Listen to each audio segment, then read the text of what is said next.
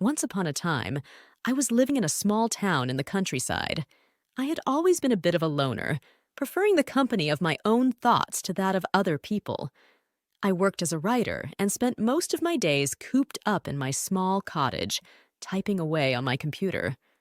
One day, as I was getting ready to take a shower, I heard a strange noise coming from outside.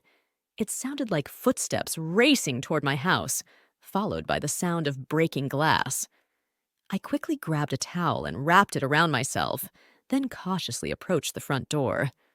As I opened the door, I was shocked to see a young girl standing there, her clothes torn and her face bruised. She looked terrified, and she kept glancing over her shoulder as if she was being pursued. "Please, mister," she begged, her voice shaking. "Can I come in? He's right behind me." I didn't hesitate for a moment. I ushered the girl inside and locked the door behind us. She collapsed onto the floor, crying and trembling uncontrollably. "It's okay," I soothed, wrapping my arms around her. "You're safe now. He can't hurt you anymore." The girl looked up at me with tear-filled eyes, and for a moment, time seemed to stand still.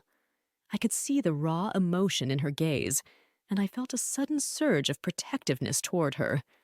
"Thank you," she whispered. "Thank you for saving me." I helped the girl to her feet and led her toward the bathroom. "You can take a shower and clean up," I told her. "I'll find you some clothes to wear." As I rummaged through my drawers, searching for something that would fit the girl, I couldn't help but think about what had happened. Who was the person chasing her, and why? What kind of life had she been living that had led her to this point? When the girl emerged from the shower, she looked refreshed and revitalized. I handed her a towel and some clothes, and she smiled at me gratefully. "What's your name?" I asked her. "Emily," she replied. "I'm Alex," I said. "Nice to meet you, Emily." Over the next few days, Emily and I grew closer. I learned that she was a runaway, fleeing from an abusive home. She had been on the run for weeks, staying with friends and sleeping on park benches. She had been terrified and alone, unsure of where to turn or who to trust. But when she stumbled upon my cottage, something inside her told her that she could trust me. And as it turned out, she was right. I did everything I could to help Emily.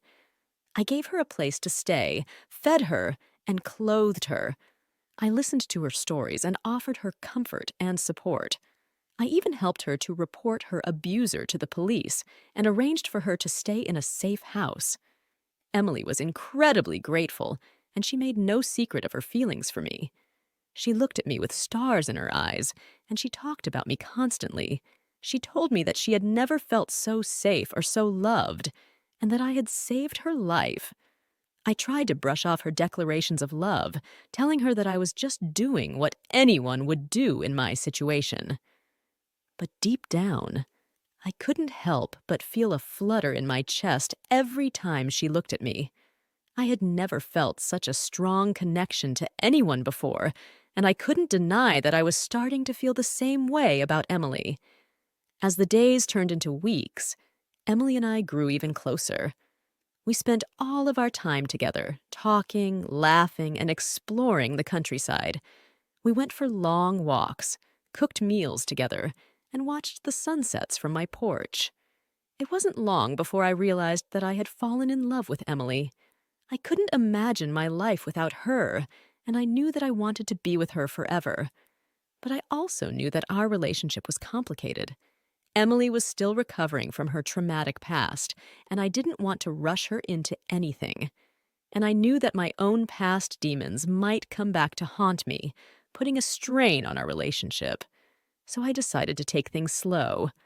I didn't push Emily to make any commitments, and I let her take the lead in our relationship. I was there for her whenever she needed me, and I made sure that she knew how much I cared about her. Slowly but surely, Emily began to heal. She opened up to me about her past, and we worked through her fears and anxieties together. She started to trust again, and she began to see a future for herself. And as she healed, our relationship only grew stronger. We became more and more inseparable, and we fell deeper and deeper in love. One day, as we were sitting on the porch watching the sunset, Emily turned to me and took my hand. "Alex," she said, her voice trembling slightly, "I know that our relationship is complicated, but I can't deny how I feel anymore. I love you, Alex. I want to be with you forever." Tears filled my eyes as I looked at her. "Emily, I love you too.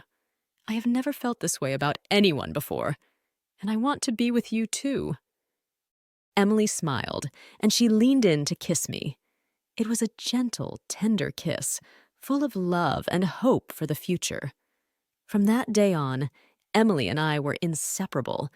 We faced our challenges together, and we never let anything come between us. We built a life together, filled with love and joy. And every time I looked into Emily's eyes, I was reminded of that fateful day when she stumbled upon my cottage, shaking and scared. And I was grateful, not just for the fact that I had saved her life and her honor, but for the fact that she had saved mine, too. Because even though I had been the one to rescue her, she had given me something even more valuable, a reason to live and a reason to love. And for that, I would be forever grateful. Emily and I settled into a routine, enjoying our new life together. We spent our days exploring the countryside and our evenings curled up by the fire. We talked about our hopes and dreams for the future and made plans to build a life together. But even as we built our new life, we couldn't forget the past. Emily's abuser was still out there, and we knew that he would never stop trying to find her. We lived in fear of him showing up at our door, ready to take his revenge. So we took steps to protect ourselves. We installed security cameras around our cottage and made sure to always lock the doors and windows. We told only a few trusted friends about our situation, and we asked them to keep an eye out for any suspicious activity. And we made sure to always stay vigilant. We never let our guard down, and we were always ready to defend ourselves if necessary. One day, as Emily and I were out for a walk, we saw a car driving down the road toward us. It was a nondescript sedan, but something about it made us feel uneasy. We watched as it slowed down, then came to a stop beside us. The window rolled down, and a man's face appeared. It was the same man who had been chasing Emily, and he looked just as menacing as he had the first time she had seen him. "Get in the car, Emily," he growled. "I know where you're hiding, and I'm not going to let you get away again." Emily's eyes widened with fear, and she shrank back against me. I could feel her body trembling, and I knew that she was on the verge of panic. But I refused to let this man take Emily away from me. I stepped forward, blocking his path. "You're not going to hurt her," I said, my voice steady and firm. "Leave us alone and never come back."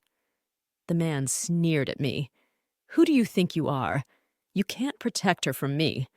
I'll do whatever I want, and there's nothing you can do to stop me." But I wasn't afraid. I had faced down my own demons in the past, and I knew that I was strong enough to face this man too. I stood my ground, refusing to back down. "You're wrong," I said. "I may not be able to stop you, but I'll make sure that you never hurt Emily again. I'll do whatever it takes to protect her, even if it means giving up my own life." The man's eyes narrowed, and for a moment I thought that he might attack me. But then he seemed to think better of it. He gunned the engine, and the car sped off down the road, leaving Emily and I shaken but unharmed. Emily clung to me, tears streaming down her face. "Thank you," she whispered. "Thank you for standing up for me. I don't know what I would do without you." I held her close, feeling a surge of protectiveness and love. "I'll always stand up for you, Emily," I said.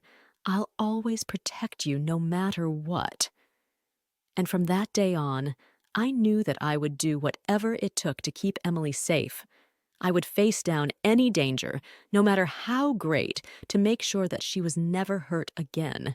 Because Emily was my world, and I would do anything for her.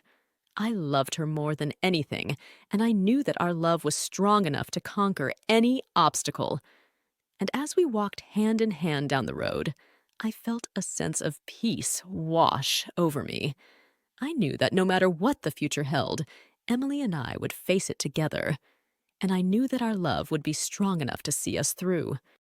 Please subscribe to my channel Lessons of Life and press the bell notification icon.